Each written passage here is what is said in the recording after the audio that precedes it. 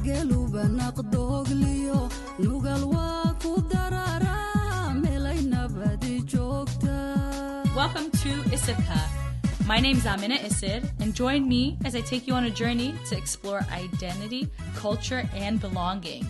Take a seat as I take you through time, space, and various perspectives of cultural identity. Stay tuned to see where the journey will take us today. Welcome back to ISIRKA. This episode is part of this Ragga Dambe series. And when I first came up with the idea to do something about Ragga Dambe, to do something about contemporary Somali male artists and vulnerability, honestly, a lot of it was inspired by Khadar Keyow. I spent a lot of last year, like during the lockdown quarantine, consuming a lot of Khadar Keyow content. And he went to Hargeisa at the time. He did the Astan, like, hour-long concert. And I kept listening to that, like, on replay while I was, like, in lockdown. He sang some of Saleh Qasim's songs. And Mugiya Cha'ail. Oh.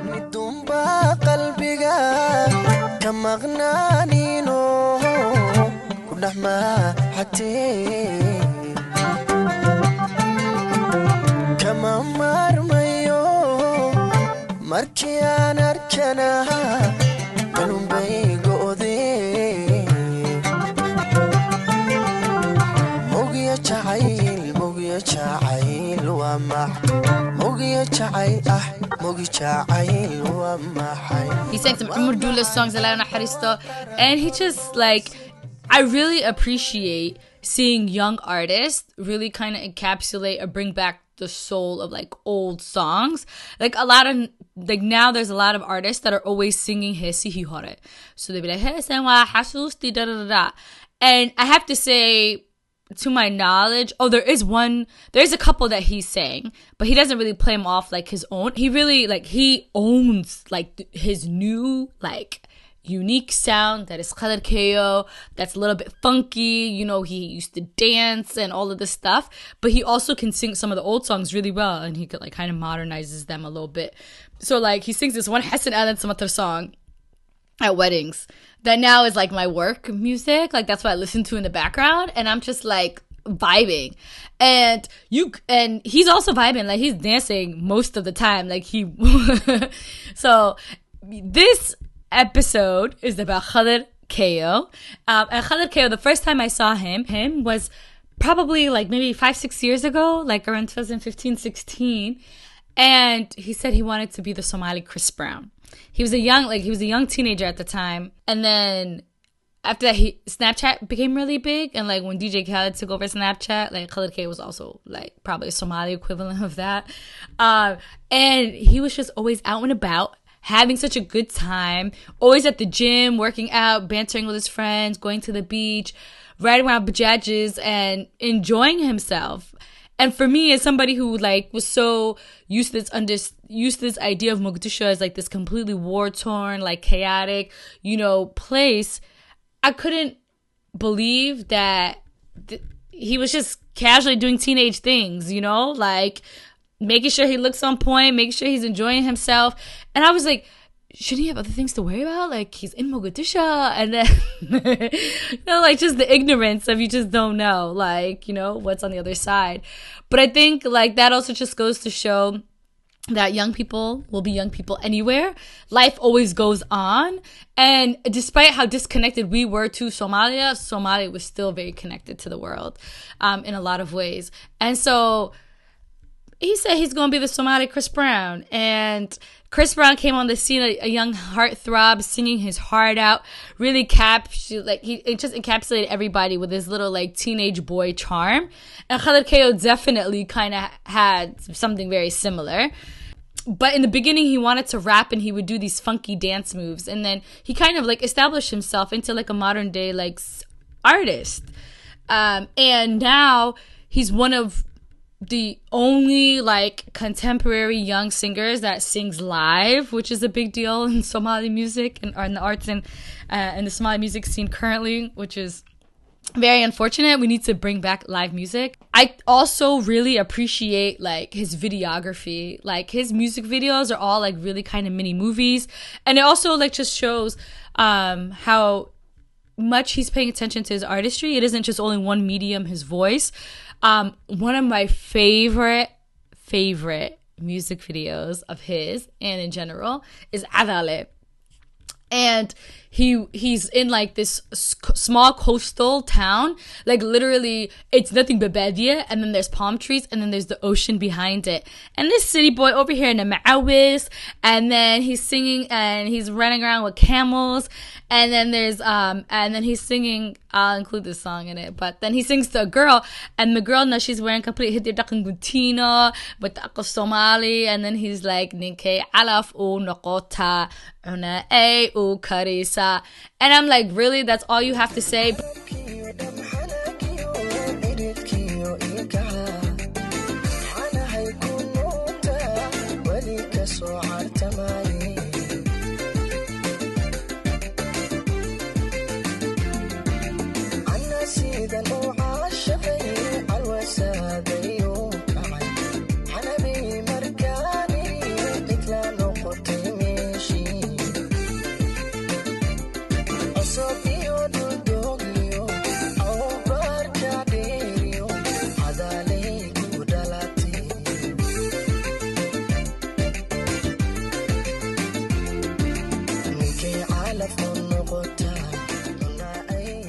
But the music video is so beautiful, and I just love that there is as much emphasis on appreciating that part of our culture, mixing it in with modernity, like the fact that he's a young guy, still kind of boasting that, like that kind of imagery. And I think that's what social media has also allowed a lot of Somalis now, is to show the world what Somalia looks like, what the beauty of Somalia is. He's also a perfect example of people who are showing the world by example that, people in Mogadishu kind of want the same things, that young people want to have fun everywhere, that people have a right to express themselves, to be creative. And it's been really, really cool seeing the evolution, or like the growing up in some ways, of Khadar Keyow. Adale is a beautiful music video. And then he also did Nasi with Halima Gobad, and they're dancing in the ocean. And it's like, and then they're dancing in the ocean at one part. And then other parts, they're like in this desert area, which apparently right outside of Mogadishu is desert. Like, wallahi, Somalia's landscape. Wow. Malwala shit can't cut off. MashaAllah. So that is like, I was like, oh my God. And then he did another one, Dalkego. Dalkego, mawaye, lawaye, dalhis. I like when he says, dalhis adigo kulasiman. Like, I think it's important. Like, what I really appreciate from a lot of what he's showing us of Somalia and stuff is that Somalia dunka bela tartami karta, and that there is still a lot of value brought there. And the Dalkego song, I really like that. I feel like it's a big up to the country, right? Like, and then the music video is so beautiful. Like, it's shot right on the ocean. Clearly, I'm just obsessed with the ocean. But there's parts of it where it's shot on the ocean, and you can see fishermen taking like fish and like all these different sea animals out. And then you have like high kind of like drone shots, or like higher angle shots that kind of showing over the city and stuff like that. And then he's just sitting there singing, wearing a shirt, like a blue shirt with a white, that's of the flag, like a baby blue shirt with a white star in the middle. Well, I don't know if other people rep the flag as much as Somalis do, but like, oh my goodness. So that with Dani Nimo also, like, I really like give him a thumbs up on that. And it's important to have that, but he's also a well-balanced artist. So then he also came out with, he used to have funky dance moves, and he used to try to do something a little different.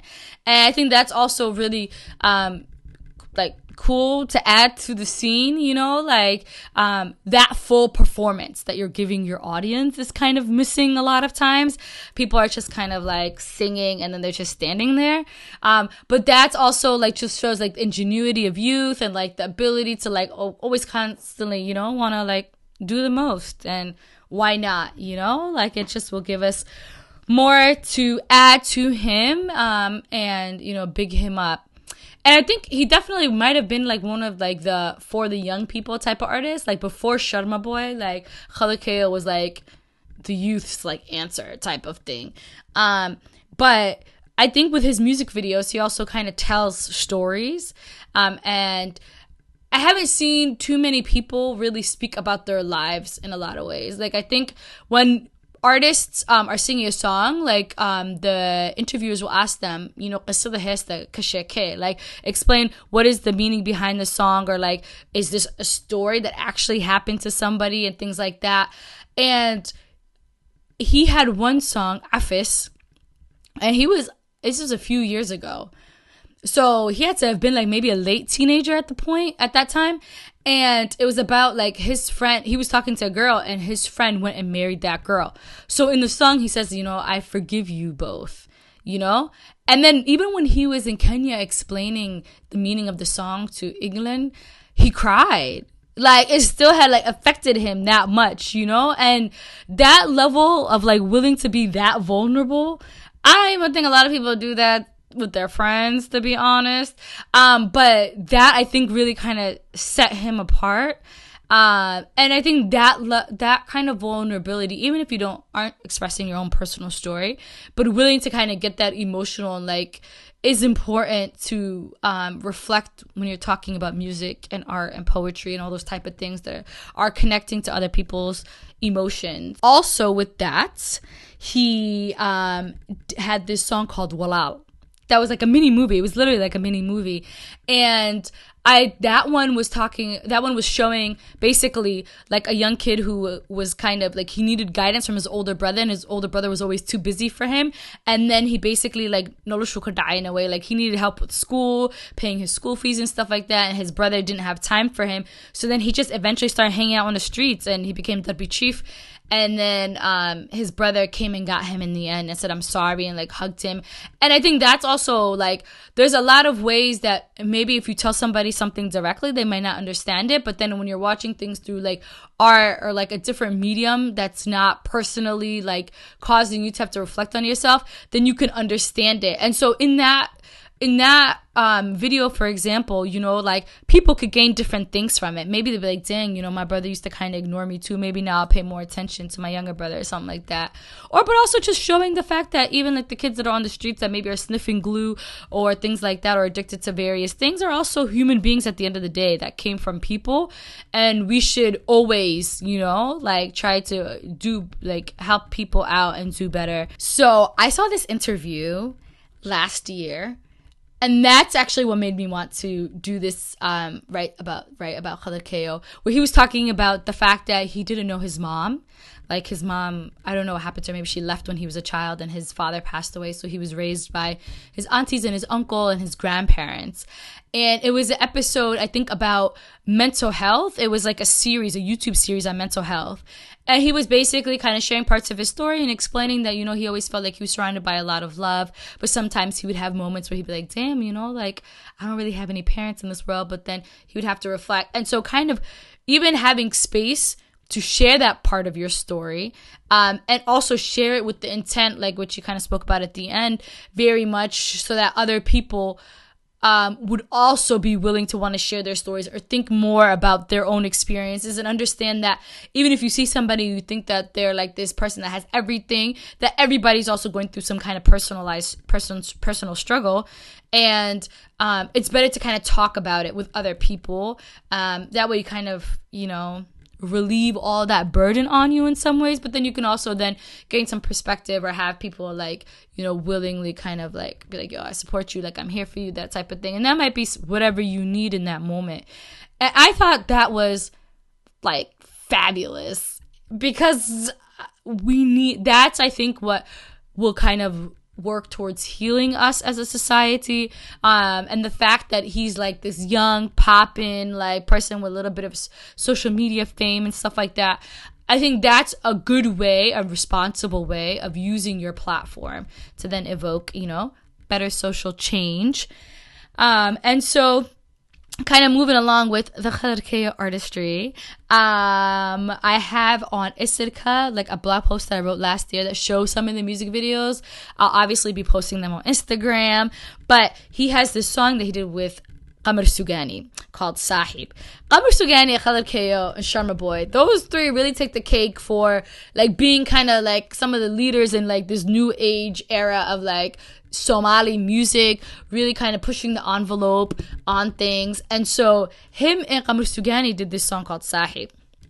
And they shot it in Hargeisa in DJ Adam's studio, and it's such a like dope modern age. Like they're in the studio, it's kind of dark, and both of them are going back and forth and singing at one point on the importance of friendship and things like that. So I'll include that in here.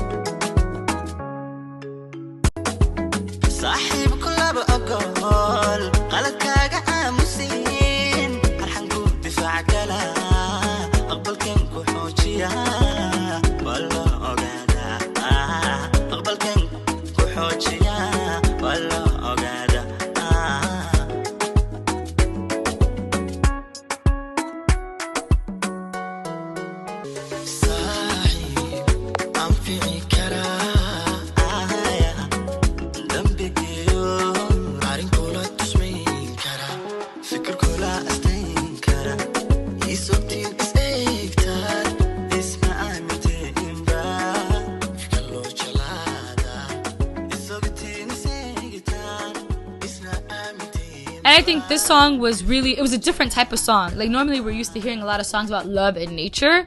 And I think like this song, Sahib, and his other song, Walal, and even like Afis, you know, there's songs that are talking kind of like, that could relate a little bit more to like young kids growing up.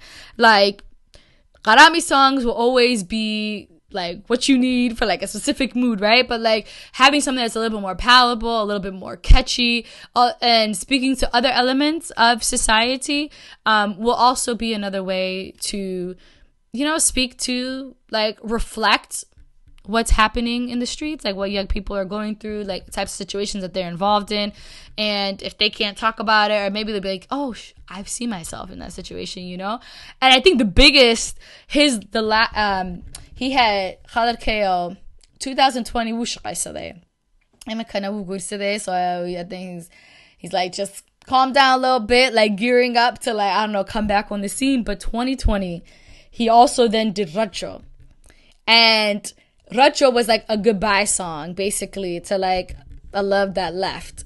My guy is so heartbroken, like, and like you can feel it in the song, like. And he shot the video in Somaliland.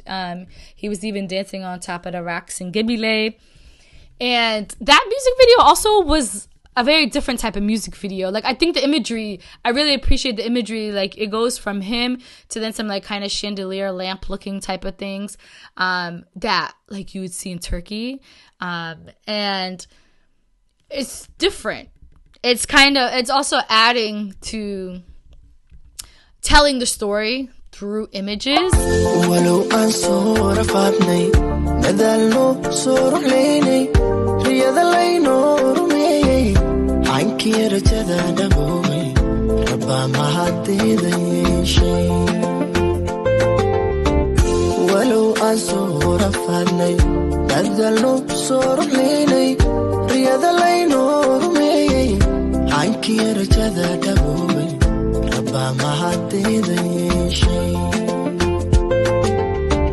نفتي الروح ذا ودعني runtii nacab uu ku daalay raxmay qalbigii ku raacay maraysan markaad ka dhooftay maraysan markaad ka dhooftay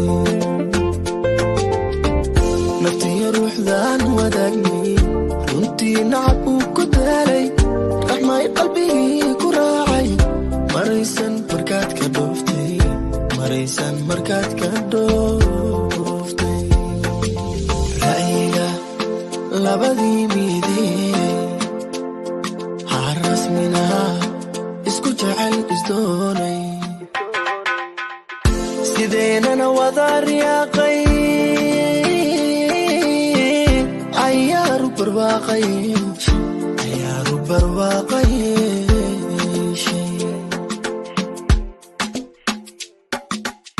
rankiina daay adaa raaliyay igley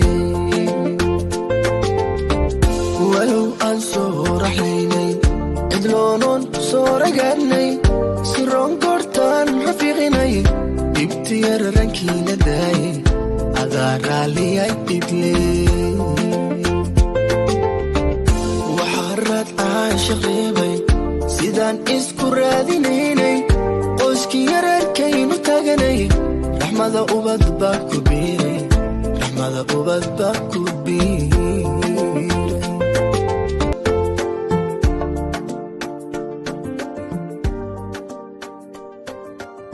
We need to rename Khadar Keyow Heartbreak Keyow. And then he finished off the year with the most it's a very interesting music video, Tasho Manta. And in this music video, I think this is like the epitome of Khadar Keyow.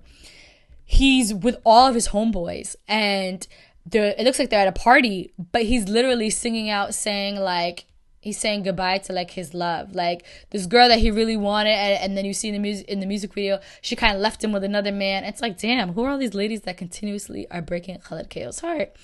But anyways, and he even is stumbling a little bit through the streets, he's drinking his feelings in a bottle, he just couldn't deal with it anymore. And then at the end, him and all his friends are are partying together. They literally lift him up, and it's kind of that's will always be his family, his homies and stuff, and that's a strong support system, literally physically carrying him, and then in his darkest moment he has all these people around him that are still showing him love and still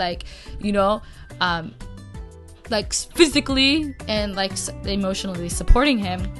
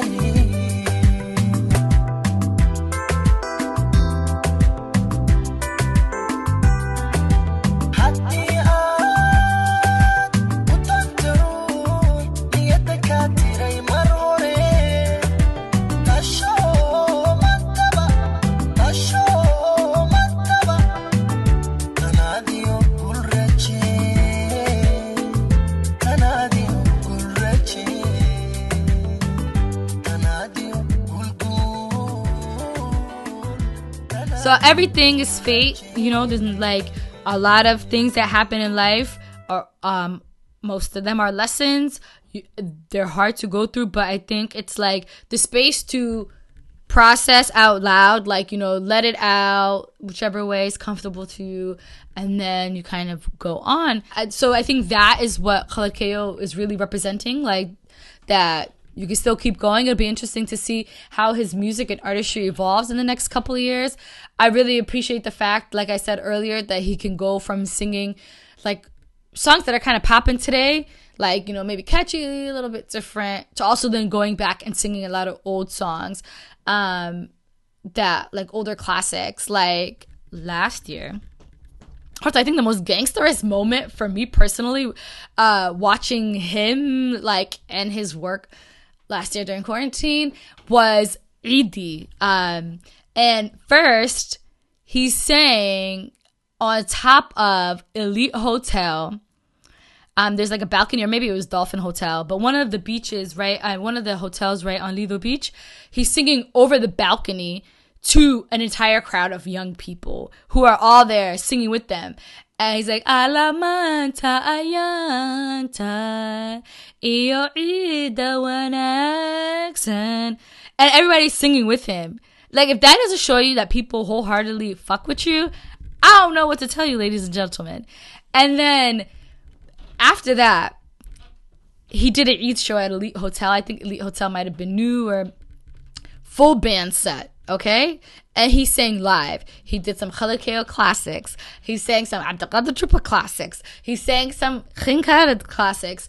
And he came out in a all-black suit, looking like a young Michael Jackson, okay? Penny loafers, hat, and everything, and was ready to do a full show. And so in this day and age, when we're all crying about artists singing playback and just showing up and being kind of lazy with their artistry, Khadar Keyow at his young age is putting in the work, showing up on point, and kind of continuing to prove why he deserves the title as the young prince of Somali music today. And so I hope you enjoyed this episode. And learn a little bit more about Khadar Keyow. If Khadar Keyow listens to this, what's up? And I'm going to end it off Keyow singing my favorite Abdelkader Trupa. All right, thank you so much for tuning in, and I'll catch you next week. هو الأدوية ما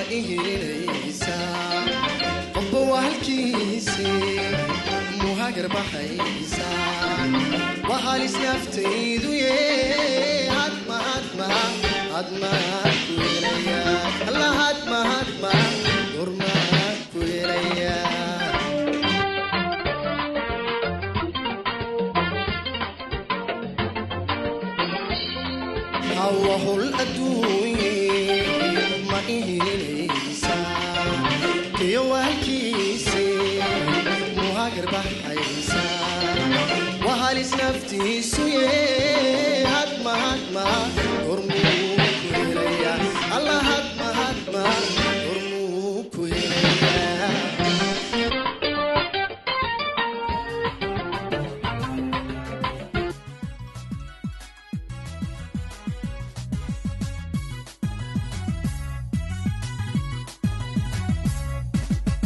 ku kala naqroono meel wanaa